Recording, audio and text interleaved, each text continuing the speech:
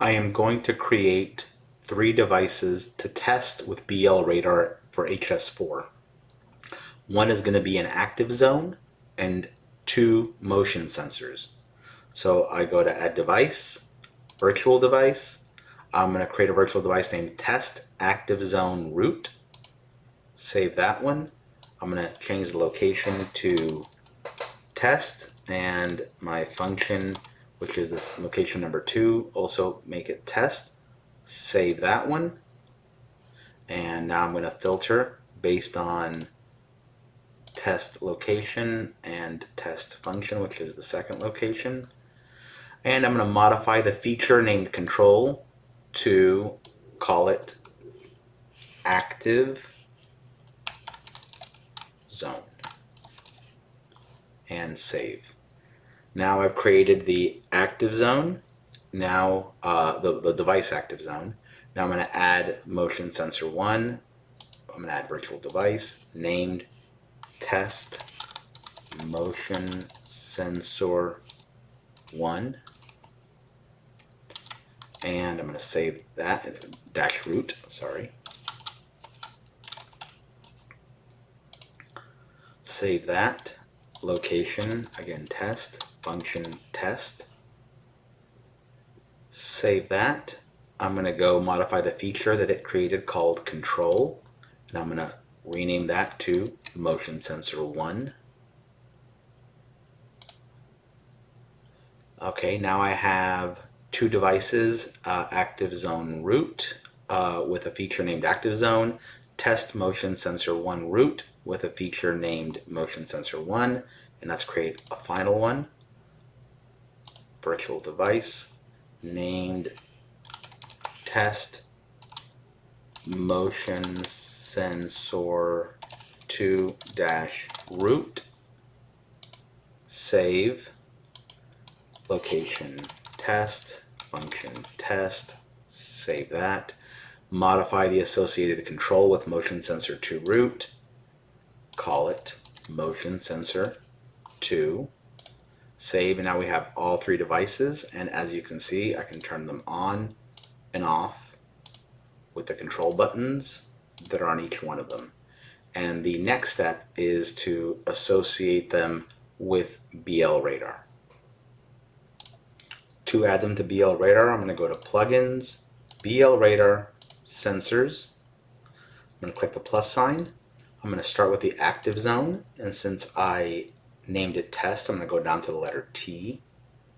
And here I see test active zone, test motion sensor 1, test motion sensor 2, and then the associated root devices.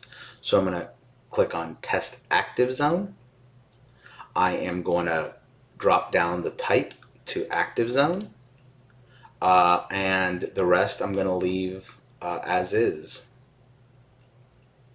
and go down and click save. So test active zone has been created. Next I'm going to add a new sensor.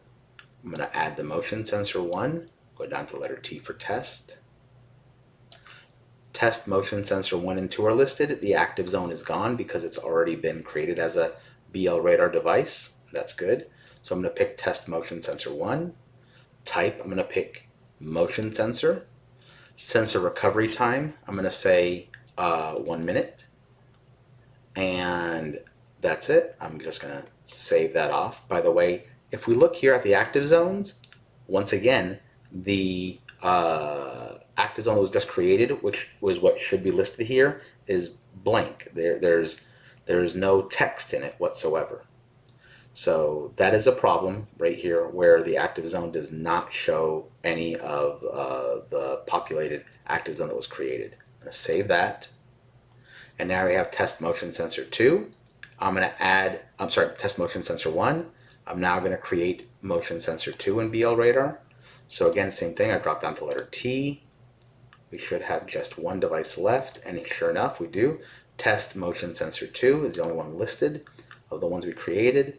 We're going to pick type motion sensor. Sensor recovery time, again, 1 minute.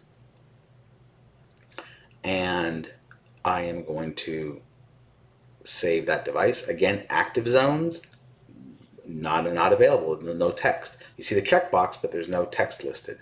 Same as the other one. I'm going to hit save on that. Now we have the active zone, motion sensor 1 and motion sensor 2. I now go back to my active zone and I want to list out what's there. I see 3 checkboxes. I'm willing to bet I know what they are, but I cannot see any text on them. One is the active zone himself, which shouldn't be there because the active zone really can't pick himself as an associated device. One is motion sensor 1 and one is motion sensor 2, but there's no way to know what I'm looking at. We can click save there and see if that makes a difference, but I don't think it will. Scrolling back down again, yep, 3 blanks. And when I go to motion sensor 1 and I go down to the bottom, I see 1 checkbox, which should correspond to the active zone, but I don't see it. So, and motion sensor 2, same thing. Don't see it there either.